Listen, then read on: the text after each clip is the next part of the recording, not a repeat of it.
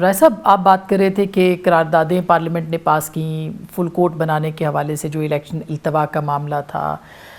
مختلف قراردادیں آ چکی ہیں، اب ڈیڈ لاک ہے، بات چیت بھی اب جو ہے آج کے بعد تو اب 27 تک کی سماعت ہے، تو اس میں آپ کو کیا لگتا ہے پارلیمنٹ کیا کر سکتی ہے؟ کیسے مجبور کر سکتی ہے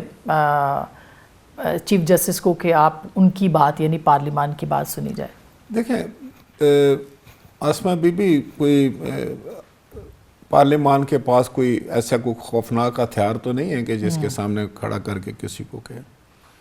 لیکن میں یہ سمجھتا ہوں کہ کیونکہ جو سپریم کورٹ میں بہت ہی ایک اعلیٰ عہدوں پر فائز ہمارے وہ قاضی ہوتے ہیں جنہوں نے انصاف پر مبنی فیصلے کرنے ہوتے ہیں، میں سمجھتا ہوں کہ عام آدمی سے ان میں زیادہ تدبر اور زیادہ تجربہ اور زیادہ صبر جو ہے وہ ان کو اللہ تعالیٰ دیتا ہے تاکہ وہ فیصلے جو کریں اس پہ ان کی ذاتیات نہیں آتی۔ تو ہمیں تو بتایا گیا ہے کہ جس وقت آپ نے ایک مخالف کو بھی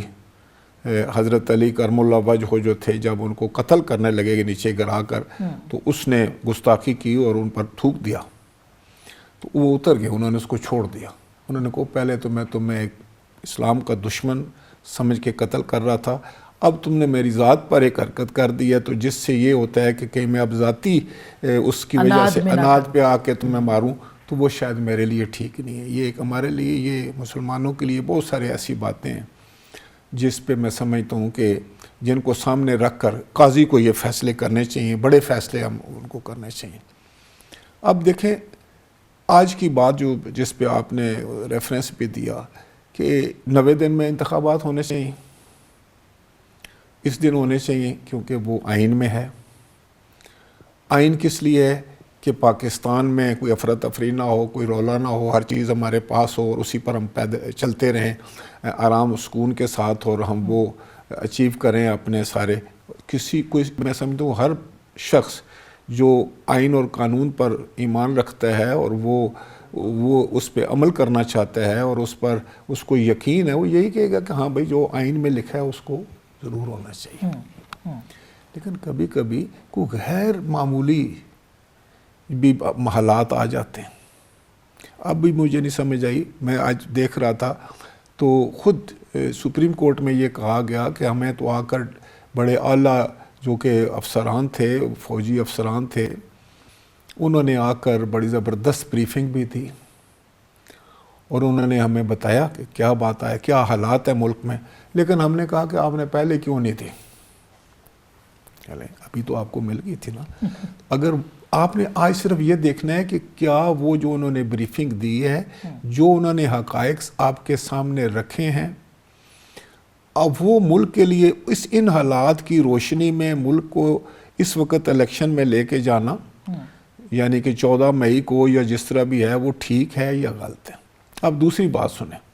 آج بڑی اچھی بات ہوئی تھی اور میں سمجھتا ہوں کہ ایک لحاظ سے میں اس کو اپریشیٹ کرتا ہوں کہ چیف جسٹس صاحب نے کہا کہ بھائی آپس میں بیٹھ کر آپ لوگ فیصلہ کر رہے ہیں۔ اب اس پہ ٹیکنیکلی اگر جائیں تو وہ یہ بات نہیں کر سکتے۔ اگر آئین کی روح سے جائیں، آپ قانون کی روح سے جائیں، یہ ان کا کام نہیں ہے آپ کے خیال؟ نہیں، یہ کام سیاستدانوں کا ہے، یہ کام پارلیمان کا ہے، ہمیں کرنا چاہیے تھا۔ چلے میں بھی مانتا ہوں کہ ہم نے کیوں نہیں کیا، ہمیں کرنا چاہیے تھا نا، ہمیں خود بیٹھنا چاہیے۔ ہم اپنی جو ہے وہ کیس لے کے عدالت میں چلے گئے، ہم نے اپنی داڑھی دوسرے کے حوالے کر دی، دوسرے کے ہاتھ میں دے دی، اور اب سوچ رہے ہیں کہ وہ ہماری، تو اس میں حکومتی اتحاد کا بھی تو قصور ہے۔ میں یہی کہہ رہا ہوں، لیکن سب سے زیادہ یہ بات تھی کہ حکومت کے علاوہ جو اس وقت ایک بڑی پولیٹیکل پارٹی ہے جو دعویٰ کرتے ہیں کہ ہم بڑی جماعت ہیں، ان کو آج شاید ریئلائز نہیں ہو رہا، لیکن ان کو کل ریئلائز ہوگا کہ انہوں نے بھی بڑی غلطی کر دی۔